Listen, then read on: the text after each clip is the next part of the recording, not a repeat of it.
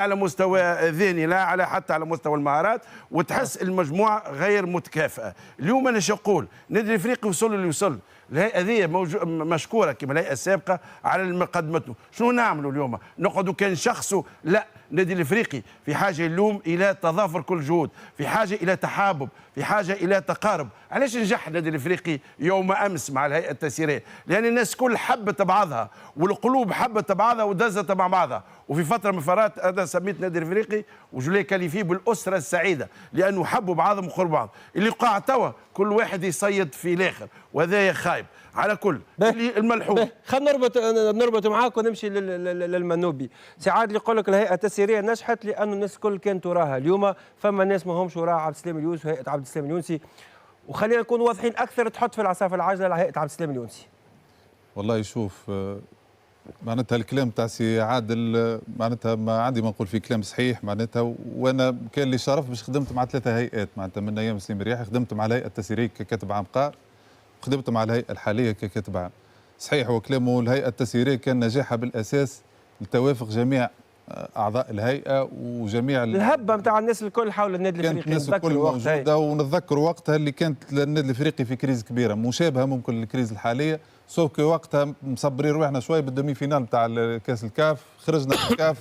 كانت لابير كاتاستروف بالنسبه للنادي الافريقي، وكانت ازمه كبيره على الاخر.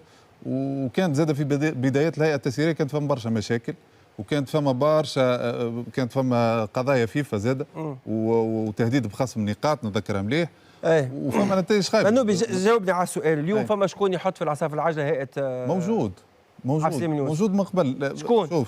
شوف يعني حتى بريود التسييريه فما شكون يحط العصا في العجله للتسييريه، اوتوماتيكمون باش تلقى شكون يحط في العصا العجله للهيئه. الناس محسوبين على النادي الافريقي؟ بيان سور، ما نجمش انسان محسوب على نادي اخر يجي يحط في العصا العجله للنادي الافريقي. ناس محسوبه على النادي الافريقي، موجوده في النادي الافريقي، وتجي للنادي الافريقي وتحضر وتتفرج. علاش؟ شوف انت كي تقول انا بار اكزومبل عندي طموح باش نرجع نشد النادي الافريقي او باش نكون رئيس النادي الافريقي اذا ما شديتش قبل، من حقي باش نخدم على اخطاء الهيئه الموجوده ونبني عليها باش نحقق طموحي ونفتح باب الانخراط ونعمل جلسه عامه ونترشح. هذاك علاش اليوم الناس تطالب بفتح باب الانخراطات في النادي الافريقي؟ فما تشوف انت فتح باب الانخراط محاوله لعمليه انقلابيه على هيئه عبد السلام اليونسي؟ مش محاوله انقلابيه، وفتح باب الانخراط حق من حقوق جميع المحبين. مال علاش ما تحلش باب الانخراطات؟ باش يتحل بيانتو ابري تو. صحيح القانون الداخلي بتاع القانون الاساسي بتاع النادي الافريقي يقول لك لازم يتحل بارتير دو 15 جويي، لكن الى موافاه شهر ديسمبر 31 ديسمبر. لكن عندنا الاجل باش نحلوا باب الانخراط في اي وقت. بون بيانتو اون فا اونتامي سيت بروسيدور باش نحلوا باب الانخراط، واللي يحب على بطاقه انخراط مرحبا به. لكن مش هذا، انا ما قلتش معناتها اي انسان يطمح باش يشد النادي الافريقي باش يبني على اخطاء الهيئه الموجوده او اللي قبلها باش يحقق الطموح نتاعو. لكن الانسان هذا علاش ما دخلش وقت اللي فما جلسه انتخابيه؟ لا هو دخل وخسر. مقصود الهيئه التسييريه. لا مش مقصود الهيئه التسييريه. لا نحكي على كلام الدكتور. بتاتر انا ما نقصد حتى حد. ما كي نقول فما اشخاص قاعده تحط عصا في العجله، مانيش نحكي على منظومه كامله. دونك المنظومه هذه مانيش كونستا هذا موجود منه فعلا منوبي، ولا انه هكا باش تبعد شويه ضغوطات على الهيئه نتاع عبد السلام اليونسي يقول لك فما شكون يحط لنا في العصا في العجله؟ ساهل انك تلقي تهم كما هكا موجود. شوف كي تبدا النتائج مش ماشيه واللي هو الحال في النادي الافريقي، وكي تبدا فما ديون متراكمه كما الحال توا في النادي الافريقي، ومشاكل اداريه كبيره كما الحال توا في النادي الافريقي، اكيد باش تلقى عثرات وباش تلقى بعض الاخطاء اللي باش تبني عليها باش تضرب الهيئه الحاليه. دونك الضرب اللي جاي تو نعتبره انا ليجيتيم بالنسبه اللي قاعد يضرب النادي الافريقي، اما اضرب النادي الافريقي من غير ما تضر النتائج بتاع النادي الافريقي. فما تراجع في النتائج النادي الافريقي بسبب الضربات اللي جايه من خارج النادي الافريقي. واضح. باهي خلينا نعملوا مراوحه ما بين الاداري والفني. نجي معاك انيس. النادي الافريقي اليوم والزاد البشري الموضوع على قيمه على ذمه النادي الافريقي، هل هذاك هو حد قيمه الملاعبيه نتاع النادي الافريقي اليوم؟ هذاك شنو قادرين يعطيوا 4 نقاط من جمله 24 نقطه؟ يلزمنا نذكروا النادي الافريقي الموسم الفارط، يلزمنا نفس الافكتيف، لكن النتيجه كانت موجوده. واحد 18 نقطه في 6 مباريات، 4 على 18 4 على 18 فوالا. الموسم هذا استنينا بالبروباغندا اللي صارت والسينما اللي صارت اول موسم انه باش نراو فريق من بدايته ورينا شطارته، ورينا نقاط، ورينا اداء. هذا اللي ما صارش في النادي الافريقي. اليوم انت في كل مركز مطالب معناتها بزوز ملاعبيه في كل مركز. القراءه ديجا نتاع الانتدابات غلطه، وبرشا ملاعبيه موجودين في النادي الافريقي اليوم يلزمهم معناتها المريول نتاع النادي الافريقي رزين عليهم، نحب ولا نكره. احنا استنينا، انا واحد من الناس كفاني استنيت تصير غربله في النادي الافريقي، خاطر برشا ملاعبيه اليوم ما يلزمهمش يكونوا في النادي الافريقي، تحب ولا تكره. النادي الافريقي غربله توا معناتها ليه انا استنيت. شوف محمد علي، شو استنيت انا؟ بدايه موسم تكون ناجحه، وانت تعرف دكتور اللي يحب يعمل فريق يعمل من بدايه الموسم. من 9 لاعبين. اي نعرف الموسم 9 لاعبين توت اون ساشا اللي كل نادي عنده حق في 8 انتدابات. انا باش نعطيك الحق نتاعك، باش نقول لك علاش. الاداره والهيئه الحاليه كان نحكي لك انا الاموال اللي ترصدت باش عملت معناتها باش عاودت جدت العقود نتاع الملاعبيه جدد، راهو برشا فلوس. 10 لاعبين برشا فلوس تعرف. انا في با لو شوا 9 انا في با لو شوا. فوالا. لكن اليوم بعد لي فور هذا الكل تجيب فنيين يشرفوا لك على الفريق وتعطي فيهم ثقه كامله. انا اليوم جيت سلمتك جمعيه دكتور، قلت لك هذه امانه عندك، راهو كيما الميكرو هذا امانه معناتها اللاعب لا، هذه النادي الافريقي امانه عند فني. ما انا اليوم شكون القيل والقال على سفيان الحيدوسي، نحب ولا نكره، يلزمنا نتكلموا الحقيقه. هو المشرف على الاطار الفني، هو المشرف على الانتدابات، هو اللي كان موجود وراء الانتدابات هذه الكل ما نكروش. عبد السلام عنده الكلمه الاخيره. لا خلينا نقول لك انا حاجه فوالا. سي عبد السلام هو راهو في الفتره اللي قبلها يقلد مناصب دكتور. خليني نكمل فكرتي. خلي كمل معناتها تحكي على مشكل الفلسطيني اللي حكى عليه شهاب الليلي التنس. شهاب الليلي راهو شوف يقعد في النادي الافريقي يشوف ليها، خاطر برشا اليوم قيل وقال مع مدرب اخر تونسي ولا هذه ممكن تو الهيئه المديره هي اللي موجود. ها محزنه منوبي موجود. فما امكانيه نستنى الكلام هذا يصب هو في غايه زلزله النادي الافريقي. انا الحاجه مقابله معناها هامه. انا الحاجه اللي تفرحني اليوم، انا الحاجه من الحاجات اللي كنت نحكي عليها، يبني على حاجه صغيره باش يبث البلبله، باش البلبله في النادي. انا ممكن باش نكون بوزيتيف في حاجات، باش نكون ايجابي مع الرئيس الحالي. انا ما نتصورش من بعد 4 مليار دوات و200 انه عبد السلام اليونسي باش يخلي النادي الافريقي، يستحيل. خاطر اذا تحط مبلغ كيما هكايا وكابابل انك باش توفر مبالغ اخرين، يعني انت مستميت حتى في الوضع الصعيب تو، ويلزمك تستميت ما دام تحب جمعيتك. باش نرجع للموضوع نتاع الانتدابات والغرب وهذا، انا ممكن الدكتور رجع لي ايش قال لي لا، الكلمه الاولى والاخرى عند عبد السلام اليونسي. انا كرئيس جمعيه في اوروبا ما تعرف لو نيفو شو يعمل رئيس النادي كيما اليوم موجود اللي موجود في ميلان كاكا، موجودين على ثله من اللاعبين القدامى. فوالا هو يعطيه الجمعيه في يديه ويقول له انت اللي باش تتلعب انتدابات وانتم تتحملوا المسؤوليات نتاعكم. اليوم سفيان الحيدوسي يلزمه يخرج يقول علاش. شوف ثم لاعبين تو مازالت ما ريتهمش، محمد سليم بن عثمان ما ريتوش، زكريا العبيدي ما ريتوش، مشليه عنده ميتون ونص. ساساركو من الانتدابات نوعا ما وقيل وقال، بيفو تضرب، عندك 5 حراس، هذا الكل راهو عندك شرير جوش اخر. الجدل هذا موجود في اللاكس سونترال. نحكي من الناحيه الفنيه وراهو ماهوش اتهام سفيان الحيدوسي، لكن ماذا بينا سي سفيان غدوه يخرج بالحق، خاطر قيل وقال مش كلامي برك، كلام الشارع الرياضي كل، وتوضيح للاحباء نتاع النادي الافريقي باش يقول لهم احنا عملنا انتدابات راهي فاشله ولا راهو ما نجحوش. علاش ما نجحوش الانتدابات؟ من حقه زاد هو كمدير رياضي موجود في النادي الافريقي. احنا اتصلنا بسفيان الحيدوسي باش يكون حاضر معنا، عنده التزامات ان شاء الله الاسبوع القادم باش يكون موجود معنا، عنده التزامات عائليه ان شاء الله الاسبوع القادم يكون موجود معنا سفيان الحيدوسي. نرجع لك كنيس كمل معك بسرعه، نزربوا شويه باش ندوروا. انا نحب نقول لك محمد علي، نحب نكون ايجابي مع النادي الافريقي. النادي الافريقي راه جمعيه كبيره، تحب ولا تكره، وقت اللي تكز الدنيا وكذا تقف رجالها.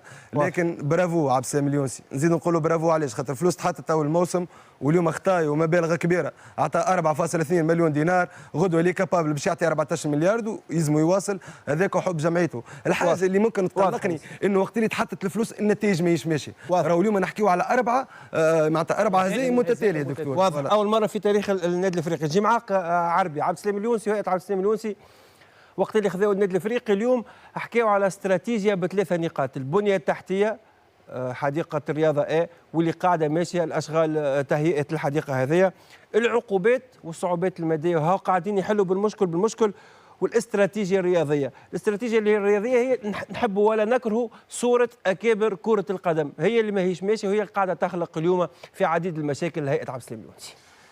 اكيد. شوف محمد علي، وقت اللي نحكيو على فريق كيما النادي الافريقي في حجم النادي الافريقي بتاريخه، كنا بدينا الحصه حكينا على الترجي الرياضي التونسي اللي بينه وبين النادي الافريقي عام، فريق يلعب من اجل التتويج بربيع الابطال الافريقيه، وفريق ماهوش بعيد عليه برشا. اليوم وين تاكدت مشاركته في النسخه القادمه نتاع رابطه الابطال الافريقيه بسبب الديون والعقوبات الماليه اللي متراكمه منذ سنوات.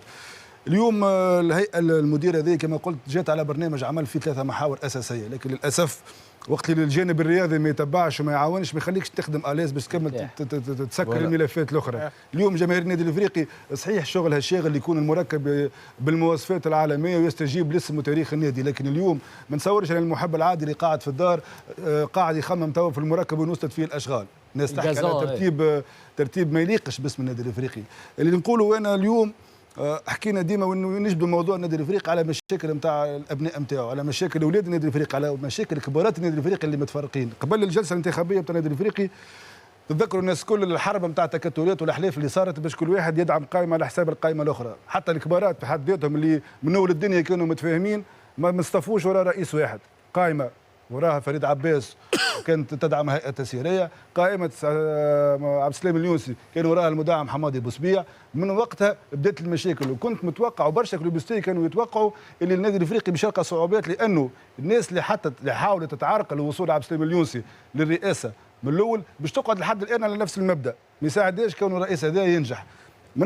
من سوء حظه النتائج ما عاونتوش، لكن اليوم هي ملاك هل باش يقعد قدر النادي الافريقي انه يتحمل نتيجه خلافات مسؤوليه الحاضرين والسابقين؟ شوف محمد علي عام النادي الافريقي كمل الفازاليه تقريبا في المركز 12 هي 11 ناقص برشا ماتش، ومن بعد انهى الموسم في المركز الثاني وحجز مقعد في رابطه الابطال الافريقيه وتوج بالكاس نتاع ما كانتش البدايه يعني بالطريقه هذه. الكل حكايه ذهنيه والحكايه الكل حكايه سوليداريتي في وسط الجروب وتضامن حتى مع الهيئه المديره. اليوم تحب ولا تكره فما شكون من الجماهير يسمح لنفسه باش يقول اللي مباراه مثلا المباريات خسر النادي الافريقي الملاعبيه فيها كانوا متخاذلين. اليوم نحكيو حتى على الملاعبيه ما تحبش تنتصر لغايه باش تنحي اطار فني ولا باش تنحي مدير رياضي. حكى انيس على المدير الرياضي نتاع النادي الافريقي سفيان الحدوسي. سفيان الحدوسي قال بفم المليان اللي هو ما انتدب حتى ملاعبي في النادي الافريقي، ووجوده كان مجرد واجهه بيجي باش يعاون عبد السلام اليوسي بحكم الصداقه بيناتهم.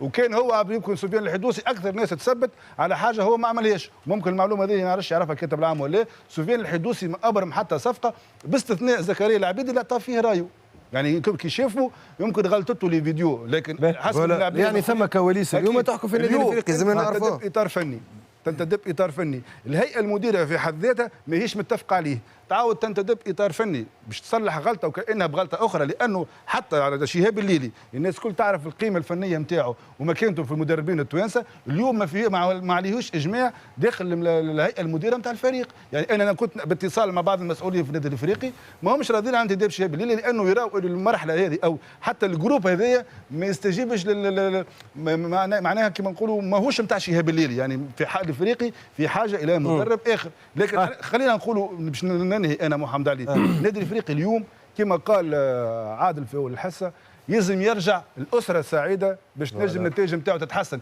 لانه ما فماش شيء بالحب. جوستومون حكينا على عاطفه التراجي وعاطفه على الهيئه التسييريه. اليوم النادي الافريقي محتاج باش ولاده يتضامنوا من جديد، لانه من عيب برشا باش الفريق يوصل بعد 6 جولات في الترتيب هذاك. منوبي يقول لك اليوم فشلتوا في استراتيجيه الرياضيه، كاستينغ غلط ومش الرجل ما كانش فما رجل مناسب في المكان المناسب في النادي الافريقي. ممكن انا باش نطرح سياسه الانتدابات كيفاش بدات في النادي الافريقي في الموسم الحالي. يعني بسرعه نعاود نرجع للنقطه الاولى اللي بديت منها، كون الافكتيف بتاع النادي الافريقي بدا ب9 لاعبين، ما بداش بافكتيف كامل او نصف كامل، كان افكتيف معدوم جمله معناتها 9 لاعبين ممكن فيهم 4 لاعبين معناتها توفر فيهم شهور باش يكون تيتولير في النادي الافريقي. بون راي ماهوش فني ياسر، ما نحبش نخوض في الامور الفنيه برشا، لكن الانتدابات كانت سويفون الحاجه بتاع النادي الافريقي الماسه كونه باقل سعر فيو اللي عندنا ديون كبيره باش نخلصوها، دونك ما تنجمش تدب باموال كبيره. انا اعطيني خطيه من الخطايا هذوما نجيب بها 3 4 جوارات يمركيو. اي لكن انتم انتدبتوا والانتدابات كانت فاشله. إيه منوبي اعطيني من اللي انتدبهم النادي الافريقي أول موسم شكون الملاعبي اللي عطى الاضافه لهنا. تقول لي ما انتدبناش بفلوس كبيره، علاش من الاول ما خرجتوش كهيئه مديره صارحتوا الجماهير نتاعكم وهنا الحديث عن المشكل الاتصالي في النادي الافريقي ما خرجتوش قلتوا اللي الهدف نتاعنا السلام ماهوش رياضي. كان خطا اتصالي من الاول اللي ما صارحناش الجماهير بالوضعيه الحاليه. النادي الافريقي قلنا نخدموا في صامت للي تتسوى الوضعيه الكل، بعد نبسطوا الوضعيه على الجماهير. مالوريزمون الريزولتا سبورتيف ما مشاش، دونك خليت الاحباء يركزوا مع واقع النادي. واقع اليوم تاع النادي الافريقي كيلكو شوز كي كلوش. شنو هو الحاجه اللي مش ماشيه من النادي الافريقي وحق من حقوقهم؟ معناتها لازم المحب يعرف ايش صاير في النادي الافريقي. اليوم النادي الافريقي ما عندوش نطق رسمي، دونك هذا كان خطا اتصالي من الاول. نستعرف به انا شخصيا، لكن معناتها من اليوم لازمنا نصارحوا الاحباء. معناتها 4 ديفيت كونسيكوتيف ما نجموش نمشيو اكثر من ذلك ونقعدوا ساكتين. معناتها انت اليوم تحب تقول 3 هيئات متعاقبه اول مره نحضر. اي باش تصارح شنو بتصارح؟ قول لهم اليوم الهدف نتاعي مش رياضي في النادي الافريقي. لا باش نرجع بك اللي فما كما قال لك شياب الليلي، هو رايه فني اكثر مني ويعرف اكثر مني الامور الفنيه. فما كاستين غلط، فما انتدابات، فما جوارات فشلوا، وتصير في اي جمعيه انتدابات فاشله. مش الانتدابات لازم تكون معناتها اقرار اليوم بالفشل، لكن لازم وهذه حاجه ايجابيه. تنجم انتداب نجم ينجح كما بس شنو الانتدابات فاشله؟ مش من عدم، مش كنت قاعد مشيت جبت جوار فاشل. كانت عندي ضروره ملحه باش لي فون المرصودين للانتدابات دي فورست راح على الاخر. اموال في ديسمبر في ديسمبر باش تكون نفس باش نمشي معك. اللي توا معناتها بوتيتر نبشر به الاحباء مع المشاركه نتاع النادي الافريقي في الكاس القاريه ان شاء الله في الميركاتو الجاي فما انتدابات من الحجم الثقيل وباش ترصد له اموال كبيره كيف من رئيس النادي ومن الداعم الاول سي السيتي والغندري موجودين الاسامي هذم. والله صابر خليفه عاوته موجوده. والله ما نحبش نتكلم. يدخل في الامور الفنيه خاطر بتتر نفصح على اسامي تتغير الصفقه. تقول لي فما انتدابات لهنا كانك تقول لي باش نجي معاك صادق بديت عليك شويه كانك تقول انه فما باش تصير غربله في الرصيد البشري للنادي الافريقي. واذا باش تصير غربله سامحني منوبي نكمل السؤال. اذا كان باش تصير غربله باش تصير لهنا مشاكل ماديه اخرى. لكن زاد في المقابل زاد فما مشكل انضباط اليوم في النادي الافريقي. وحكيت سعاده القبيله على النجاح وقت كنت تحكيوا على ترجي وقت اللي ينجح جروب يكون جروب سوليدير. اليوم وقت اللي نلقاهم والفيستير نتاع الافريقي تلقاهم لاعبين من النادي الافريقي اليوم وقت اللي ما يكونش في القائمه اللي يختارها المدرب باش تخوض مباراه يغادر الميدان ويروح على روحه. كانه ماهوش في من حقه. ما هو تعبير على الغضب نتاعو.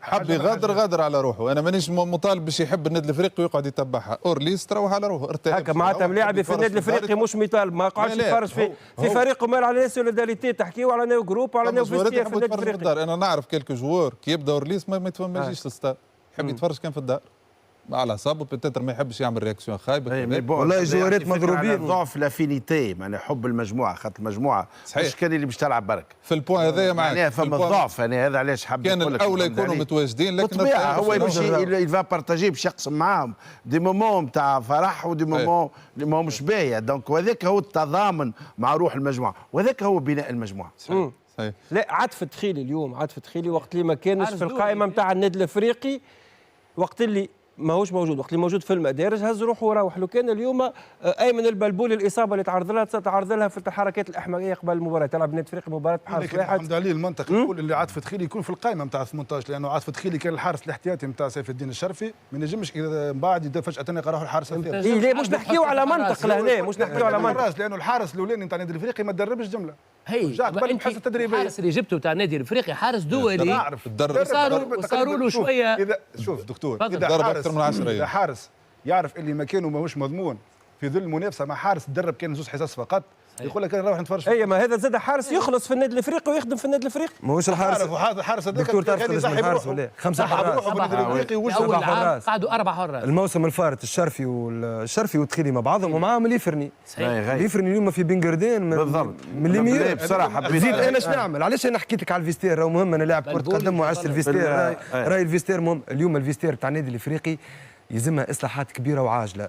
اليوم ثم ملاعبيه وفما موضوع اخر راهو لا مهمه لا سيرتو الفيستير. فما موضوع اخر ما حكيناش عليه برشا لكونه جاء سيرتان مومون في الكارير تاع لاعب يوصل لعمر معين ويوصل خبره معينه ويوصل تجربه معينه لازم يقبل البنك ويقبل اللي هو يكون، سامحني في لغه الباسكيت امريكان مثال يسمى كلاتش بلاير، يقبل اللي هو يدخل بديل، باش بديل سوبر ساب، يدخل فك 20 دقيقه فك نص ساعه الاخرانيه عادي جدا. رينا جوريت من طراز عالمي وصلنا سيرتان مومون معبي كوره، معناها رينا في النادي الافريقي فما لاعبين ما همش جاهزين بدنيا، ما همش جاهزين تكتيكيا، موجودين في التشكيل وموجودين في التشكيله. وغلطه نتاع شهاب بالليل، انا لو معليش شهاب بالليل. خلينا نقولوا خلينا نخموا جزء كلمه ثاني باش نكملها. يطرح اكثر من سؤال اليوم. النادي الافريقي اليوم راه اللي عنده عيب وحيد، ما عندوش مثلا لاعبين بدلاء على الاطراف، سينو في اللاكس عنده معناها العيفه ميم سي مش حاضر 100% يفي بارتي من جماعه نحكيو عليهم، جزيري همامي سترا موشيلي عيادي خالي الوذرفي موجودين 8 لاعبين وسط، وزيد معاهم العميري اللي مشى لبنغردان يعطيك الصحه، وصبري العماري ويحيى والدراجي والخفيفي والبنوبي الحداد وثمانية لاعبي اروقه. طب ربي سامحني اي ما ندخلوش برشا في امور فنيه برشا مع منوبي الكلمه هذه لا ما تدخلش مع برشا امور فنيه، نعرف الفني للفنيين. عندي سيكوندا برك فرش على مباريات النادي الافريقي الكل والله العظيم، فرش على مباريات الكل بسرعه صادق. تو يا رسول الله تو كان زهير الذوادي ماركاه، نحكيو في الحديث هذا احنا، وكان بلال العيفه ماركاه، يا رسول الله كان منوبي حدد ماركاه. لا مش منوبي حدد قبل نحكيو ماتش سي بي، احنا الاولى مرينا هي سي بي. تو علي العابدي يجي من الكوتي نتاعو ويركعها بصدره والشبكه فارغه يحطها لبرا. يا رسول الله فما دي ديتاي في الكوره، الافريقي مش قاعد يماركي، يخلق ما يماركيش الى متى. شهاب الليلي حسب رايي احسن كاسينج جزء اهداف سجلهم مدافع فخر الدين الجزيري في الفريق، هو يعرفهم وعاش معاهم وصل معاهم فهمتني براتيكمون 80% منهم. قعد شهاب لازم ياخذ قرارات صارمه، لازم وقت اللي يعرف موجعه وقت اللي يعرف اي ما باش ياخذ قرارات موجعه عنده باش يعوض. عنده 22 لاعب توا دون لي ميديا ايسي اي ماتنون ما نجمش، مو هذا خاطر لو فما تصير عقوبه نتاع 4 ملايين لازم يستنى وبعد يعاود اعاده بناء. كلمه بسرعه على حارس المرمى، علاش نرجع للاستراتيجيه بسرعه سي قلنا مثلا فما غيث يفرني اللي هو حارس مرمى واحد، كان النادي الافريقي ما ياخذش شيء من بلبولي مع احترامي جاي بلبولي عمل مشكله في مع احترامي. وتوا ما نحصروهاش في حارس المجموعه هي بيدا متفاوته فنيا وايضا على مستوى الطموح وعلى مستوى ايضا الرغبه في اللعب والعطاء. نجي معك منوبي اليوم واللي يهم جمهور النادي الافريقي، كيفاش باش يتجاوز الافريقي هالازمه الفنيه هذه؟ شنو هي الحلول؟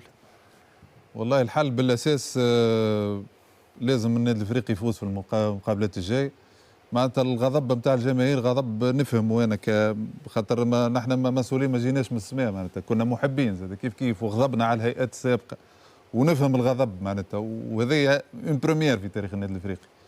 معناتها اكيد باش يكون غضب كبير اللي نستنى منه معناتها الاحباء يصبروا على الاسبوع هذا، وان شاء الله الاسبوع هذا يبدا تنقل صعب البنغردان معناتها وينتصر في المباراه هذه اللي بوتيتر تعطيه شحنه خاطر فما من تريف دو 3 سمان تخليك تخدم مومون فيها اريحيه تربح الماتش الجاي، وان شاء الله اللي جاي خير، ان شاء الله اللي جاي خير. اخر المعلومات، مهدي بن علجيه مهاجم شبيبه القبائل الجزائري صرح لاحد وسائل الاعلام الجزائريه قال بعد 48 ساعه بصح في النادي الافريقي.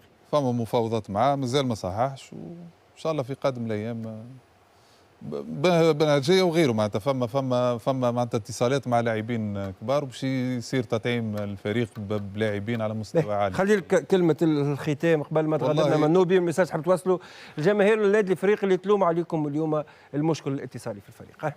والله شو نقول معناتها اكيد الصبر مفذ نتاع الاحباء والغضب مفهوم.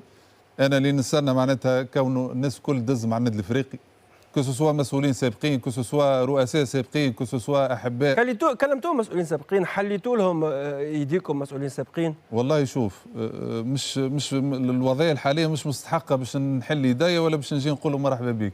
حل الباب وادخل. خاطر وضعيه كارثيه، انت تهز تليفون وتقول لي تستحقش حاجه. خاطر وصلنا في وضعيه كارثيه بالحق. وبتاتر كيما نرجع لك المشكل الاتصالي اللي برشا عباد ما يعرفوش اللي صاير في النادي الافريقي والمشاكل الكبيره اللي عاشها النادي الافريقي سورتو لي دو ديرني موا على مستوى القضايا الفيفا وعلى مستوى العقوبه بتاع الكاف. دونك عشنا ايامات صعيبه برشا. كما قلت لك ما لقينا الدعم كان من الداعم الاول سي حمادي بوسبيع. فيما تبقى حتى الروسات بتاع الستاد معناتها ما تخلصش الكريم تاع الستاد. دونك حتى المداخيل والغضب الجماهيري معناتها حتى شيء ببر معناتها انا نتفاهموا شخصيا كونه سوبورتير كي يبدا منرفز اوتوماتيكمون باش يغضب ما يجيش للستاد. دونك اكيد الريزولتا باش يتحسن. النادي الافريقي جمعيه كبيره واثبتت كل ما النادي الافريقي يعيش صعوبات اكيد من بعدها باش تنفرج، واكيد من بعدها باش تجي نتائج طيبه جدا. وان شاء الله باش ما نقول ان شاء الله نعاودوا سيناريو عمناول وتكون الاستفاقه انطلاقا من الاسبوع هذا ان شاء الله. واضح ان شاء الله بالتوفيق للنادي الافريقي، ان شاء الله الافريقي يتجاوز ازماته. مشكور جدا، شكرا لك منوبي على حضورك معنا. نعرف مش سهل تحضر في اجواء وفي وسط مشاكل كما اللي يعيشها النادي الافريقي. مع 3 هيئات اول مره نحضر في بلاتو، معناتها من واجبي لازم نصارح الاحباب اللي صاير في النادي الافريقي، وان شاء الله الميساج وصل، وان شاء الله اللي جاي خير. واضح، يعطيك الصحه. شكرا لك منوبي. مشيو توا مع عبد الرحمن العش وتقديم فقره محترفين في الخارج. عبد الرحمن العش.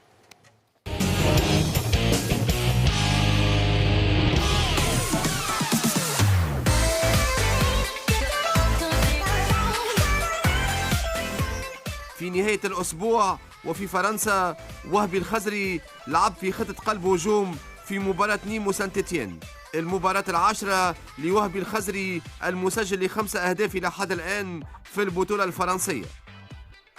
نعيم سليتي متوسط الميدان الهجومي كذلك كان من أبرز لاعبي ديجون في موناكو يوم السبت في خطة 4-3-3 للمدرب ديلوغليو، والتواجد في تشكيلة الأسبوع في الليغ 1 مقابل بقاء أسامة الحدادي احتياطي في ديجون بعد ما لعب 10 مباريات كأساسي منذ انطلاق الموسم. في مونبولييه الياس سخيري خاض 11 مباراة لحد الآن، والتألق على غرار الموسم الماضي مع دير زكريان، والانتظام في المردود والعطاء للدولي التونسي، على عكس بسام السرارفي 21 سنة اللي كان احتياطي يوم الأحد مع نيس المنتصر في بوردو 1-0، وعدم نجاح بسام السرارفي في اقتلاع مكان كأساسي مع المدرب الجديد باتريك فييرا. سجلنا رجوع معز حسان لتدريبات الفريق الأول لنيس بعد تجاوز إصابة مع المنتخب التونسي في كأس العالم الأخيرة في روسيا. في ستراسبور معتز الزمزمي لعب الدقائق الأخيرة من مباراة فريقه مع غانغون، ثاني مشاركة للاعب المنتخب الأولمبي الزمزمي في الليغ 1. في ألمانيا سجلنا تألق متوسط الميدان من أصول تونسية راني خضيرة والتسجيل مع أوكسبورغ أمام هانوفر في البوندسليغا. عربيا تألق حمدي النجاز والفرجاني ساسي في البطولة العربية للأندية مع الزمالك، والفوز خارج الميدان أمام الاتحاد السكندري يوم السبت الماضي. أيضا انتظام المشاركة لفاروق بن مصطفى وفخر الدين بن يوسف في الدوري السعودي للمحترفين مع نادي الشباب ونادي الاتفاق، مقابل تواصل غياب عصام جبالي المحترف في روزنبورغ النرويجي لأسباب صحية، وكذلك غياب مدافع أولمبياكوس ياسين مرياح عن مباراة البطولة يوم الاثنين، وديلان برون مع لاغونتواز في بلجيكا يوم الجمعة الفارط لأسباب فنية. حمدي الحرباوي أساسي على غرار الموسم الفارط مع زولت فارغام اللي يعرف بداية موسم صعبة على عكس المراهنة الموسم الماضي على التأهل للأوروبا ليج. بالنسبة لكريم العريبي الامتياز في وسط ميدان هيلاس فيرونا في الدرجة الثانية الإيطالية والمراهنة على العودة للسيريا، مع العلم وأن كريم العريبي انتمى الموسم الفارط لتشيزينا دائما في السيريا بي. سيف الدين الخاوي شارك في الشوط الثاني في مباراة كون وليل وهزيمة فريقه خلال جولة 11 من البطولة الفرنسية. سيف الدين الخاوي لم يقم ببداية موسم ناجحة على غرار الموسم الماضي من خلال إعارته من أولمبيك مارسيليا لتروا.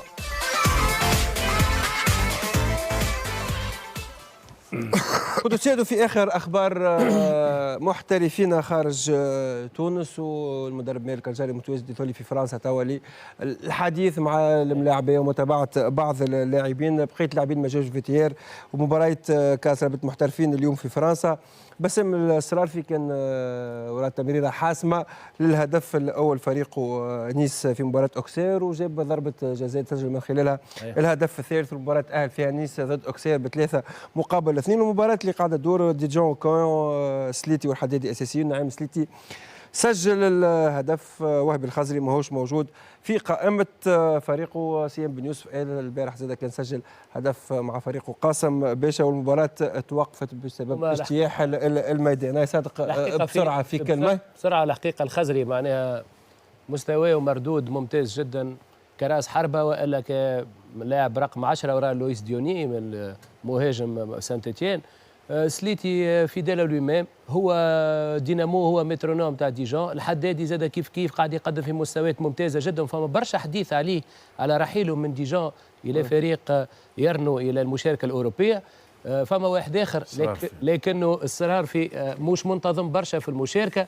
فما واحد باش نحكيو عليه لكن مش لاعب كره قدم، هو لاعب تنس. لعب اليوم في بيرسي، وتفرجت على المباراه من بكري ممتازه جدا، وربح ضد فيرداسكو 2-7. كيفاش لعب عاد؟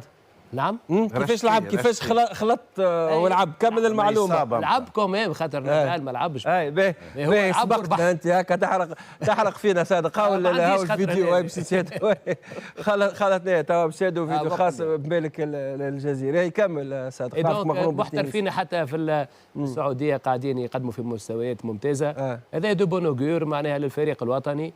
فاز ضد فارداسكو طبعا وربح ضد الجزيري. وشوف اللقطه اللي كمل بها المباراه نتاعو. حابين نحكيو على اللقطه اللي باش يكمل بها المباراه نتاعك، وهاو كيما قاعدين تشاهدوا مالك الجزيري فيزيت تونيزيا.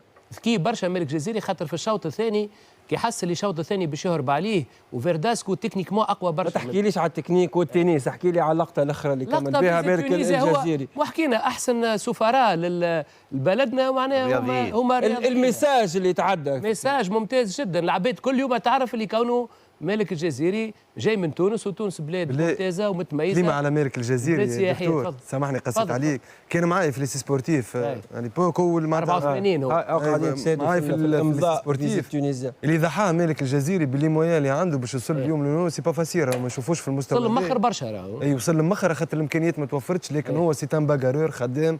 فرانشمون يستحق برشا كلام باهي، يستحق اكثر من هكا. لا على خاطر فرانشمون منور تونس ومشرف تونس. وانا من مبروك مالك الجزيري وبرافو. اي سعاده فيزيت تونيزيا. اي فوالا هذاك الايجابي بعد الضربه اللي صارت لنا بعد اكثر معناها الكلمه هذيك الميساج هذاك اكثر قداش باش يقراها من واحد في العالم الكلمه هذه صحيت واكثر من قداش من والضربه هذه والمرور هذا باش يقويه اكثر في المنافسه هذه.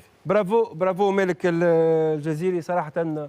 لقطه ماهيش غريبه على مالك الجزيري، ولقطه دارت برشا في مواقع التواصل الاجتماعي. باش نجيو توا مع موضوع اخر، موضوع مهم برشا، تكوين الشبان في تونس في خضم الحديث على الصعوبات الماديه والماليه الكبيره اللي قاعدين يعيشوا فيها فرقنا. واحد من الحلول اللي كان من المفروض يكون موجود هو تكوين الشبان والتعويل على الشبان. حل ماهوش قاعد يصير في كورتنا ومع فرقنا. تفرجوا مع عماد زهمول، نزار عروه، ورياض هوام.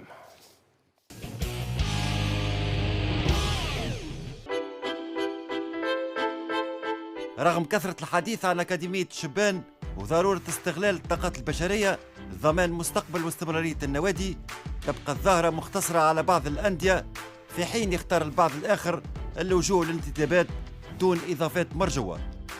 الأكاديمية مفتوحة للناس الكل، ونحن نخدموا على المنطقة كبيرة ما شاء الله، فيها عدد كبير تاع نجم يكونوا بعد ملاعبية، دونك نستقطبوا الناس الكل. نادي صفاقسي التجربة نتاعو في تكوين الشبان من بدات من 1996 تو عندنا 22 ولا 23 سنة، وتعرفوا الأجيال اللي أنتجها مركز تكوين الشبان. يا حسرة قبل كنت نمشي معاك احنا ان نكونوا، لكن تويك الملعب رديء 10 من سنة يعني رديء، ما نجمش تكون فيه لاعبين. فما عمل قاعد ينجز، فما مجهود كبير من كافة الإطار الفني، فما حرص من الإدارة الفنية أنه نحسنوا جودة التكوين. Nous sommes en train de détecter ou sélectionner. وقت تديتكتي أنت موهبة، هي بطبيعتها موهبة، لكن تديتكتي أن غدوة البروفيل نتاع الموهبه هذيك تلقاه غدوه سينيور. هذا هو ليسونسيال. حاولنا باش نخلقوا في النادي الصفاقسي اكثر من مركز اكاديميه، والنخبه نتاع المراكز الكل في اخر عام تاعهم في الاكاديميه يوقع بعد اختبار ناخذوا منه مجموعات نكونوا بهم فرق المدارس.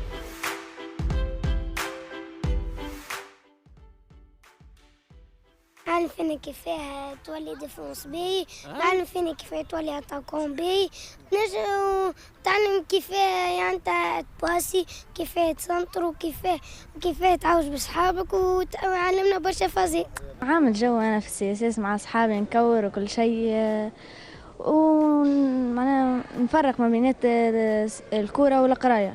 أنا كل واحدة مخصصة لها وقت خاص بها. في الأوروب ديما يحطوا ديما أقوى لي زونترونور في مع الصغار، فمن خاطر على باز ديما على باز تكنيك، فهمنا دونك أصعبية الخدمة الكل ديما مع الصغار ولدات الصغار. بالنسبة للوليدات الصغار فما شوية نقص مثلا في العدد، نشوفوا في العدد في كل كاتيجوري تلقى مثلا اونترونور عنده 25 لاعب 26 لاعب 27 برشا، وهو تلقاه توا تشوف حتى اونترونور تاع كاتيجوري صغيره بالكل ما يفهمش، الصغير مازال ما يفهمش شنو بالضبط الجو ولا الاكزرسيس باش يعطيوه له ما يفهموش. في تكتيك راضيين تمام الرضا، وما فماش شكون ينجم يضاهينا في جمعيات اخرين من غير حتى كلام.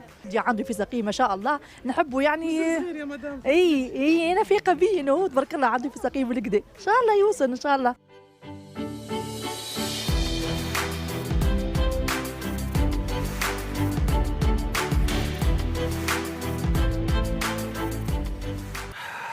هاي سي عادل، خليني نبدا معاك ونعرفوا تجربتك الطويله على مستوى تكوين الشبان سواء في الفرق والا على المستوى الخاص وفي الاكاديميات الخاصه. اليوم من المفروض انه واحد من الحلول اللي لازمها تكون في كورتنا تكوين الشبان، التعوين على الشبان، التعويل على منتوج الانديه في خضم الصعوبات الماديه. ماناش قاعدين نشوفوا في شبان، ماناش قاعدين نسمعوا في اسماء كبيره رنانه قاعده تخرج في كورتنا. شوفوا بسرعة ساعة يعطيك الصحة لفتح الملف كما هذا، لأنه هذا اللي بيه الفايدة وهذا هو الأصل. لأنه بكري فما من المدربين اللي نسميهم أنا مربين، لأنه على مستوى الصغيرات ما نقولوش مدرب، وهذه الطامة الكبرى في تونس في الصغار اون اونترين اي اون فورم با، ندربوا وما نكونوش. نرجع لك عليه بسرعة باش نفهم اللي فما كرة قدم الأطفال اللي ولات تبدا من 4 سنوات تقريبا حتى 8 9 10 سنوات، وبعد فما كرة قدم نتاع البراعم والناشئين، وبعد كرة قدم الشباب. كل شريحة عمرية كل فئة عمرية عندها خصوصيات. الصغيرات بالكل نحكيو أكثر على التفتح الحسي الحركي اللي هو الفضاء، الاكتشاف، أي بالمعنى البسيط الأهداف التربوية بالأصل، أي كرة القدم التربوية والتعليمية تحاذي التربوي، وهذا جانب هام جدا. هذا على المستوى النظري، لكن لا اليوم تطبيق استنى لا تطبيقيا قاعدين نشوفوا اليوم في الإيكول والبوسان سي عادل المدربين يصيحوا عالم لعبية، بيعوا مدرب نتاع إيكول يتنحى على خسارة، وقاعدين هذا مش قاعدين نشوفوا فيه. بعد تبدا الأهداف التعليمية شيئا فشيء، واختاش في العمر الذهبي الأول والعمر الذهبي الثاني اللي تقريبا من 8 سنوات ل 15 سنة، اللي هو يتعلم المهارات الفنية. بعدها لا يمكن باش نقولوا فما مهارات فنية. ايش الواقع تو؟ نحن بين الشيء اللي هو بيداغوجي نفسي علم وبين الميداني والرعواني شيء ثاني. وذاك علاش قال مربي، قال في البلدان المتقدمة الناس اللي هم معبين يعطيهم الصغار ويخلصوهم بالكدا. نحن وقت اللي يبدا ملاعب قديم في الجمعيه يقولوا برا ابدا في الصغار، تعلم الحجامه في روس اللي تم حشاكم. دونك هذا لا يستوي، لانه المربي بيدو يلزم يكون عنده معارف كبيره، ماهوش عنده ان فيكو باش يعمل بيه ديمونستراسيون برك. يلزم يكون ايضا عنده معارف شنو نفسيه بيداغوجيه، مراحل تكوين الطفل، شنو قوته، شنو كذا، شنو حاجياته، وهذا اللي يعطيني سي عادل اليوم علاش ما عادش نكونوا في ملاعبيه، علاش ما عادش نخرجوا بعد هذايا في ملاعبيه سي عادل؟ اول شيء نجيو الصغير نعصروه في وقت نخليه الشيء هذايا ونبنيو له على مستوى شخصيته ونخليه هو يتحسس ويتعلم، لا نعصروه ونقيدوه باش بالمهارات الفنيه وغيره. ثم ايضا بعد ما ننساوش اللي في تونس فما خليط، لان عمليه التكوين فيها بسرعه سي عادل، خلينا ندوروا كلمه باش نرجع معاك. فيها اللاعب وفيها المدرب وفيها ايضا التوقيت وفيها ايضا عده عناصر دخلت في تونس، منهم اللي هي سلبيه، منها سلطه الاولياء، منها دفع الفلوس للصغير باش يلعب، منها الفضاءات، عده اسباب. تو بعد بتحدثوا الخوان نرجع على بعض النقاط. انيس، ملاعبي كيفك انت وصلت لمستوى معين، مستوى مرموق، تعلمت كره في بطحه ماهوش مركز تكوين شبان. اليوم وقت اللي قبل كنا نقولوا مسيبه الملاعبيه تخرج من البطاحي، وقت اللي حبينا نقنوها ونطوروها ونعملوا زعما كيما البلدان المتطوره وعملنا اكاديميات ومراكز تكوين شبان، ما عادش نخرجوا في الملاعبيه. بون يلزمك ترجع الاشكال ديما يكون المدرب اللي باش يخرجك، شنو هي البروفيل، شكون هو السيد هذا اللي باش يدربك انت. انا نذكر روحي الله يرحمه سي علي ميلود، سي نوفل السرارفي، سي عمر الماجري، ثم دي زونترونور قبل ما يكون انترونور مربي. بالضبط. التعامل نتاعك، التعامل اسكو انت تقبل ولا ما تقبلوش.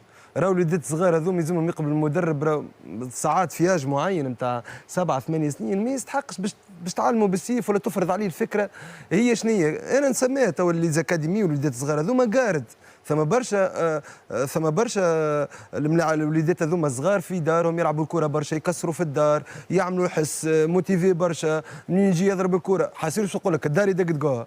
اليوم وليدكم انقارد معناتها الذي الوحده يمشيوا يعملوا ديفولمون وليد الصغار. وقتاش نحكي انا على الفورماسيون نطلع البالي اخر نحكي من 10 ل 12 سنه. انا مشيت ولعبت سينيور والغازون ما شميته ما حطيت فيه سقيه كان مع عمري 18 19 سنه، حياتي كامله على تربه معناتها على التراب. سال دو مسكيلاسيون ما دخلتلهاش.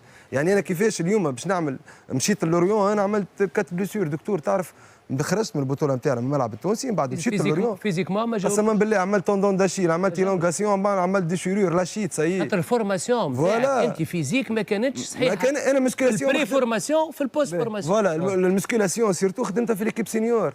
لهنا يلزمك توفر زاده القاعات معناتها نتاع المسكيلاسيون هذوما يلزمهم يكونوا موجودين. علاش لما يطلع سينيور الماكله كما قلت انت شنو هي النيوروتور. انا حضرت في سيونس نتاع اكاديمي نتاع وليدات صغار في الملعب التونسي، وليد صغير عمره 8 9 سنين ابارامون ماك تعرف يترينيو وكل شيء. رجع علاش رجع؟ امه وكلته قبل نص ساعه، ما يعرفوش حتى في الوليدات الصغار يلزموا ياكل قبل ب3 و4 سوايع يهبط ماكله كامله وجهه اصفر. معناتها ليه حتى لي زونترونور اليوم اللي لاهين بالوليدات الصغار يعيطوا يعملوا ريونيون مع الاولياء ويوريهم يقولوا لهم راهو الملاعبيه قبل ما تجيو فوالا محمد علي 3 سوايع قبل التمارين يلزموا ياكل حاجه، اما مش توكلوا وتجيبوا في الثنيه هو ديجا الماكله في كرشه. هذه حاجه الريكوبيراسيون من صغير برشا حاجات راهو يلزموا يتعلموا الوليد الصغير باش يكبر عليهم.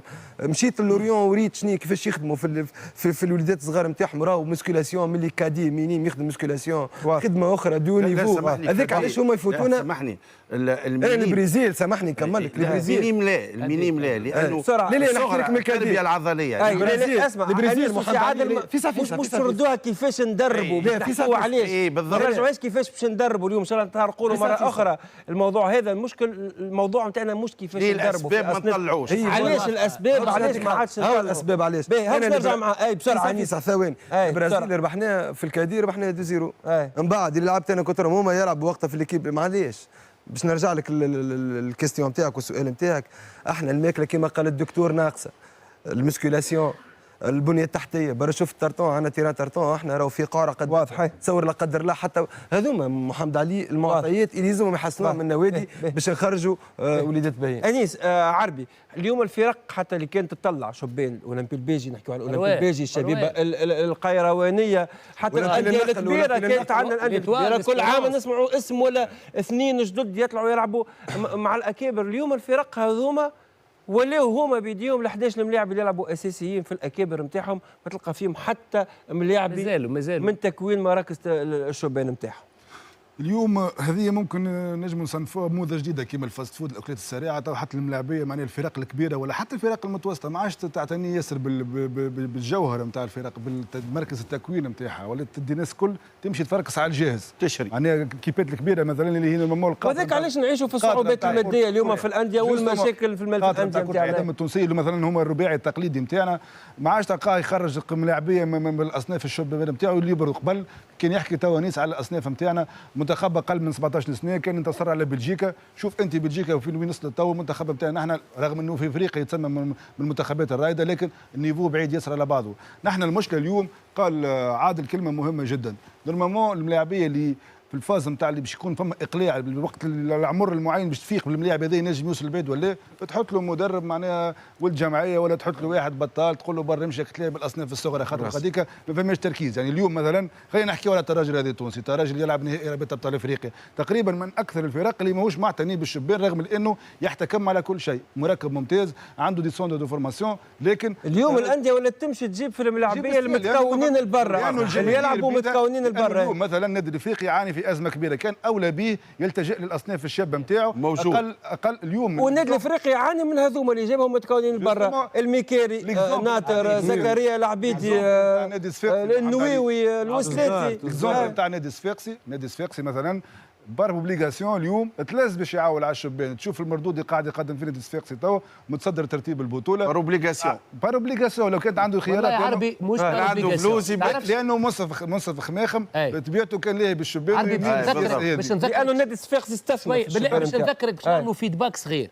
عم ناول في الفازه ليه نتاع البطوله نادي الصفاقسي بعيد نقطتين ولا ثلاثه على الترجي، ممنوع من الانتدابات، يلعب ب7 وليدات من مركز التكوين نتاعو، تحلتش الباب تاع الميركاتو جاب 14 شهور. خلي العربي يختم صادق باش معك. حبيت نقولوا نحن اليوم محمد علي يلزم الاصناف الشابه تعطيها مدربين بالاختصاص نتاع التكوين بالضبط، لانه تكوين خاص كنا نتفرجوا حتى الشهيد لازم تكون شهيد خاص، يكون معناها فورماتور اكثر منه فني. يعني حتى الارقام مثلا تو تشوف ساعات حتى في اليمينيم يلعبوا على تيتر يلعبوا على كوب، شفنا مره ديربي بين الصغار نتاع كلوب والاسبيرونس يتعاركوا معناها في النهائي نتاع ما تسمع مدرب كان يقول له بيع طيب لانه جاي هو عمره 5 الملعب التونسي فما اكزومبل الملعب التونسي مثلا فما مدير فني بالله بالاصناف الشابه تنحى رغم لانه احرز ثنائي.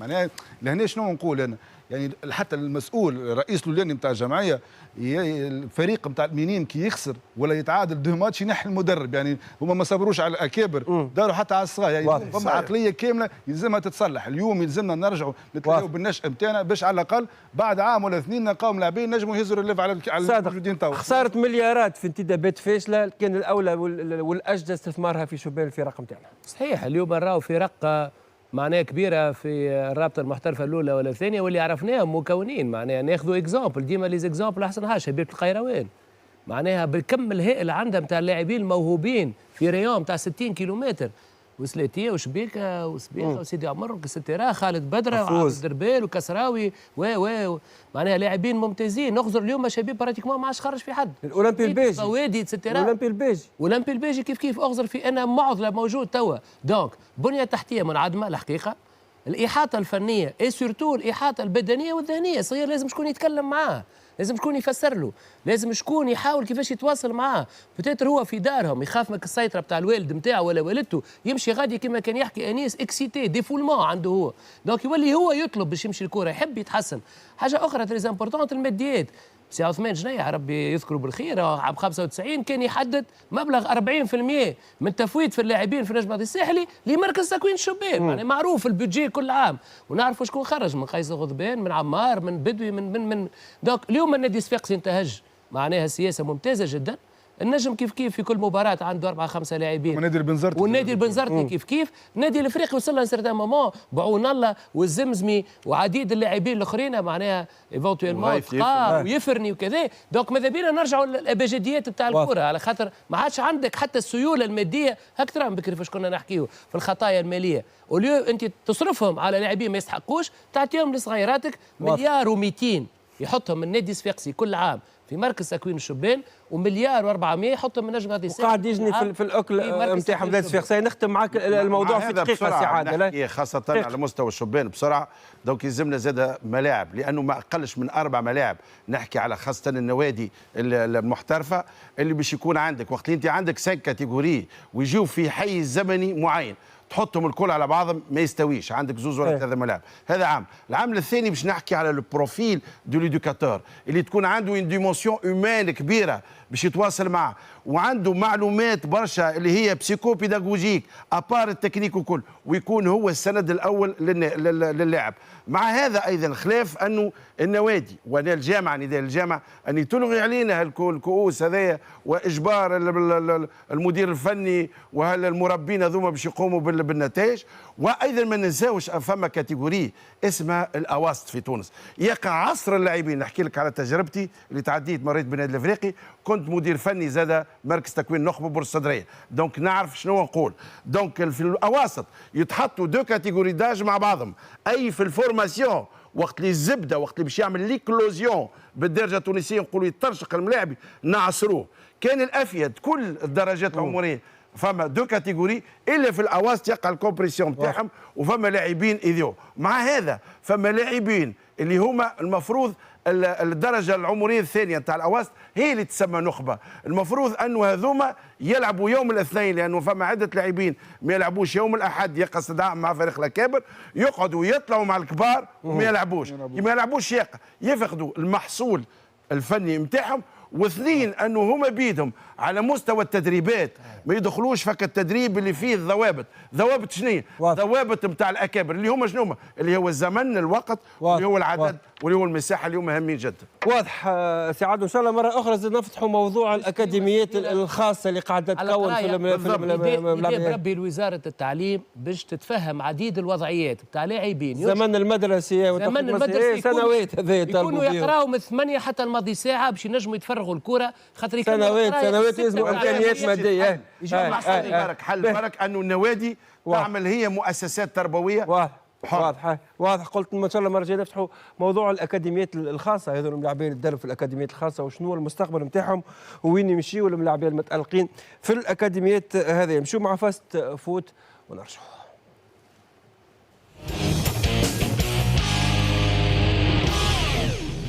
مرحبا بكم في فاست فود. جماهير ليستر سيتي تستفيق على خبر حزين بوفاة مالك النادي التايلاندي فيشاي بعد تحطم طائرته الخاصة قرب ملعب كينغ باور. وفي البرازيل فريق ساو باولو يعلن عن وفاة لاعبه المعار لساو بنتو دانييل كوريا فريتاس بعد العثور على جثته الملقاة في إحدى الغابات المتواجدة بمدينة كوريتيبا جنوب البرازيل. في الليغا الإسبانية البارسا يسحق ريال مدريد بخماسية تاريخية. البيستوليرو سواريز سجل هاتريك في شباك كورتوا. هزيمة عجلت برحيل مدرب الميرينجي لوبيتيجي وتعويضه بسانتياغو سولاري مؤقتا. سواريز para fazer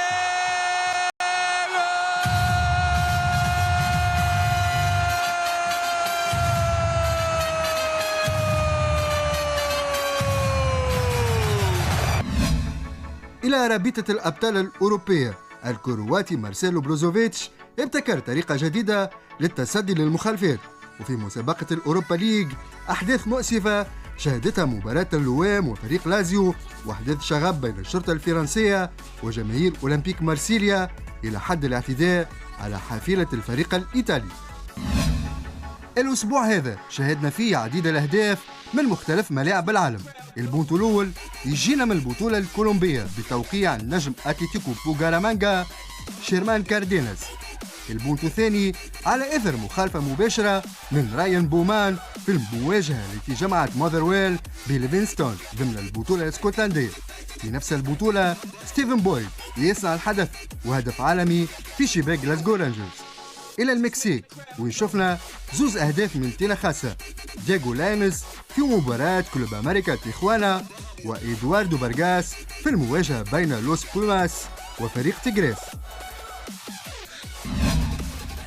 ونختموا فقرة الفاست فود بالتصريح الخطير للمدرب الأسبق للمنتخب الجزائري رابح سعدان اللي أكد فيه بوجود عملية تلاعب في مباراة الجزائر مصر ضمن نصف نهائي كان 2010. كانوا خوتنا المصريين فهمني مليح محتاجين كاس افريقيا وانتم رايحين كاس العالم خليونا وتنتهي الامر. فاست فود من اعداد زميلي صالح الهداوي، تصريح خطير الرابح ساعدين ان شاء الله نرجعوا نحكيوا زاد فيه مره اخرى. صالح الهداوي زاد مره اخرى حضر لنا فقره تقديم الجوله القادمه، الجوله السابعه لبطوله الرابطه المحترفه الاولى لكره القدم.